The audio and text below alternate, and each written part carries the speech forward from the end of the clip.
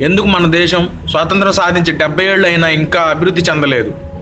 ఎందుకు మన దేశంలో చదువుకున్న వాళ్లే అవినీతికి పాల్పడుతున్నారు? ఎందుకు మన దేశంలో ఇంకా నిరక్షరాస్యత ఉంది? ఎందుకు మన దేశంలో పేదవాళ్ళు పేదవాళ్లలాగే ఉండిపోతున్నారు? ఎందుకు మన దేశంలో ఒక రైతు కొడుకు రైతుగా వ్యవసాయం చేయలేకపోతున్నాడు?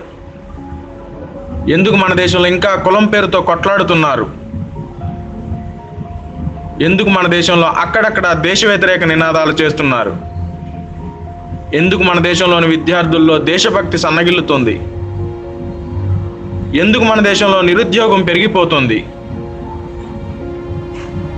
మీరు ప్రశ్నించుకోండి ఎందుకో. ఇలాంటి ఎన్నో ప్రశ్నలకు సమాధానం ఎవ్వరికీ తెలియదు. కానీ దానికి కారణం ఒక్కటే, మనం ప్రస్తుతం అనుసరిస్తున్న విద్యా విధానం. అదే మెకాలే విద్యా విధానం.